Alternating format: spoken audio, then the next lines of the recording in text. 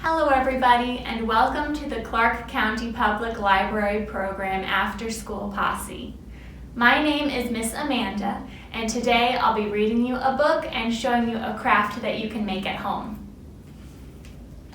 Today we're reading Mrs. Harkness and the Panda, written by Alicia Porter, illustrated by Melissa Sweet with permission from Penguin Random House.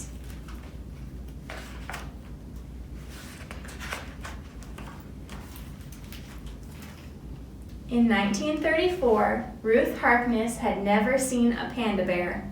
Not many people in the world had. Pandas were shy and lived in the mountains of China. The terrain was so wild, so treacherous, that few explorers dared to risk it. But Mrs. Harkness knew one who was brave enough: her husband. On September 22, 1934, William Harkness set off to bring the first live panda to the United States. Soon the whole world would know the panda. Mrs. Harkness wanted to go with him, but women were considered too dainty for exploring. Still, she hoped to join Mr. Harkness at the end of his expedition and adventure together. Many months passed.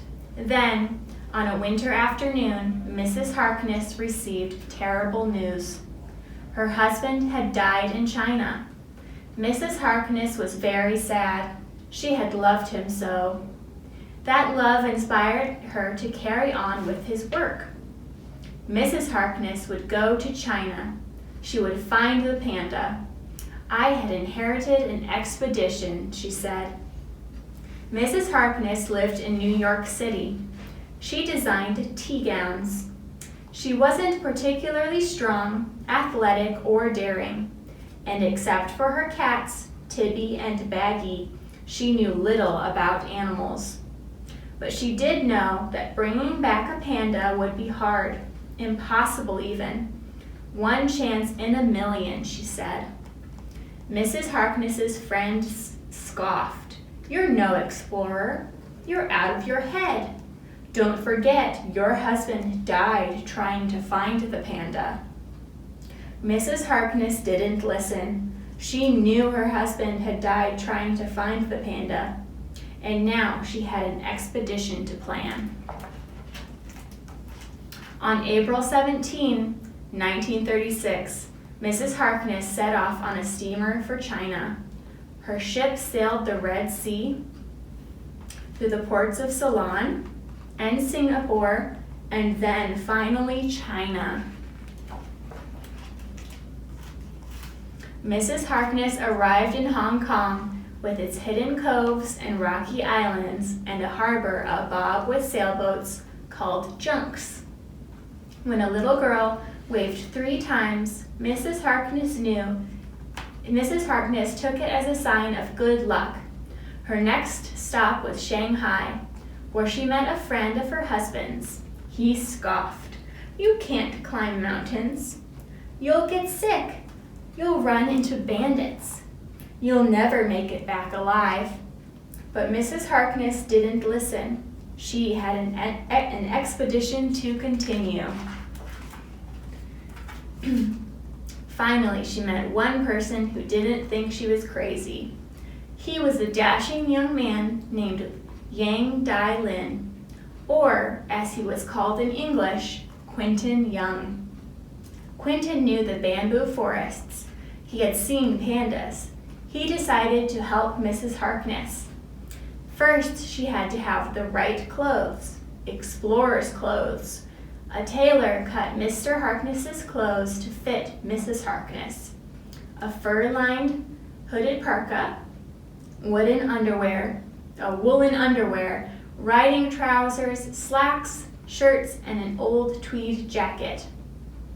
Next, a shoemaker cobbled down a pair of Mr. Harkness's bulky boots to fit Mrs. Harkness's little feet. "They probably had 2 pounds of nails apiece," declared Mrs. Harkness. Then she and Quentin packed and packed and packed. They packed maps and sleeping bags, medicine and rope, wire and flea powder. They packed guns for protection. Mrs. Harkness even packed a bottle of dried milk just in case the panda was a baby. They packed 22 pieces of luggage. Late at night on September 26, Mrs. Harkness and Quentin set off to find their panda. They sailed for 2 weeks up the Golden Yangtze River.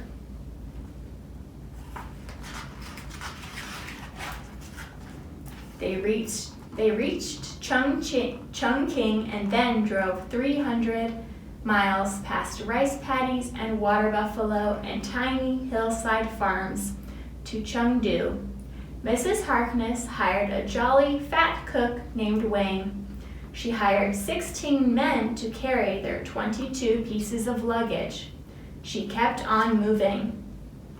Although not always on her own 2 feet, sometimes Mrs. Harkness rode on a contraption called a wagar. But she did some walking. When the heavy boots blistered her feet, she traded them for rope sandals like the ones the Chinese men wore. The journey was so rough that Mrs. Harkness almost cried. Still, she didn't turn back. She had an expedition to finish.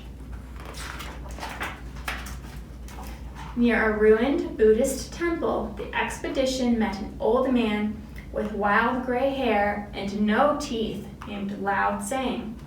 He told Mrs. Harkness and Quentin that he knew where to find Bai Sheng, the Chinese word for panda. He would take them there. In one day, they climbed, scrambled, and stumbled for nearly 30 miles. They pitched camp high in the mountains. The men set traps to capture the panda alive. They found panda droppings, but no pandas. They discovered bamboo stalks that pandas had crunched, but no pandas. They saw claw marks on trees, but no pandas. On November 9th, 1936, Mrs. Harkness and Quentin and Lao Tsang climbed 1,000 feet in the snow to see if any pandas had wandered into their traps. None.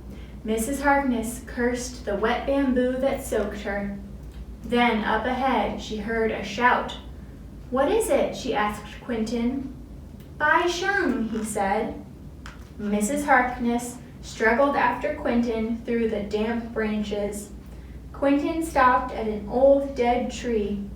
From the tree came a whimper. "Wah!" A baby panda. Quentin tucked the baby in his shirt, and he and Mrs. Harkness slid and staggered back to camp.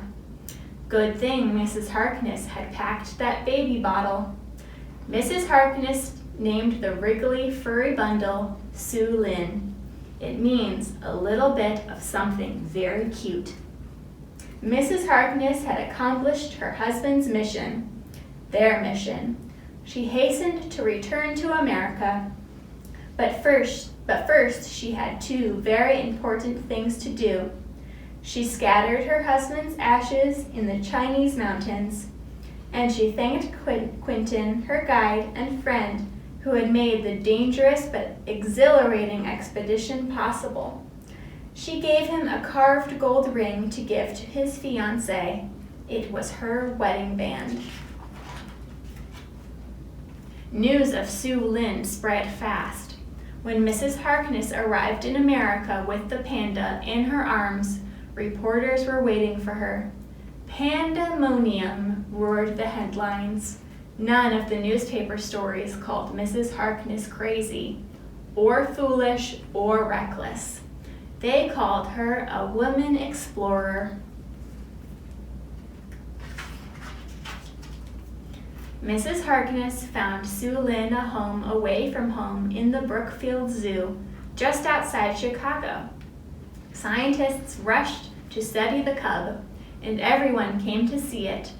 No animal had ever received so much attention. Now the whole world knew the panda. Mrs. Harkness, too, found a home away from home. In the rugged, beautiful mountains of faraway China.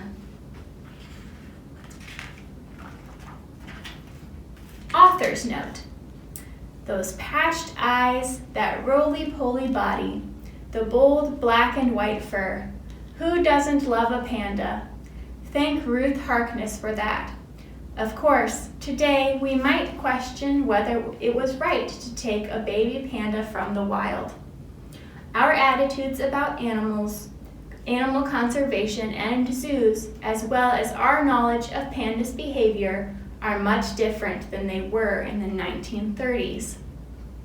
Back then, before the advent of television and widespread commercial air travel, zoos were the primary way for people, including scientists, to learn about and appreciate animals, particularly rare or unusual species. But even today, many conservationists admire Harkness's contribution to zoology. In bringing Sue Lin to America, Harkness introduced the world to a tubby, bamboo-chomping ambassador. After Sue Lin, the race to kill pandas for sport eventually lost much of its appeal. Instead, people rooted for their survival. Meanwhile, scientists, who once doubted that the bears existed, they were considered mythical beasts like unicorns, even in China, began to study their biology and behavior. In our time, the panda is so beloved that it is the symbol of the World Wildlife Fund, the international organization dedicated to saving world's 2,500 giant pandas, as well as other endangered animals. On its website, the WWF credits Harkness and Sue Lin with evoking universal sympathy for the plight of the species. Indeed, we still feel wonder at the sight of these very cute creatures.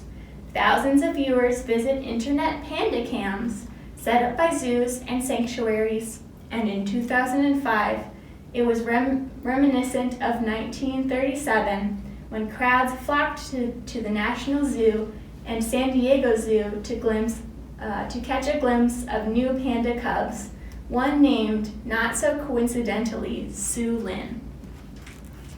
The end. Now I'll show you a craft that you can make at home. I've made a cute little panda out of a mason jar. You'll need a clear glass jar that you can paint white, and you'll need black and pink paint to make a face. Cut out some little ears out of black paper and glue on some flowers if you'd like to make your panda quite cute and pretty. Thanks for listening. Bye.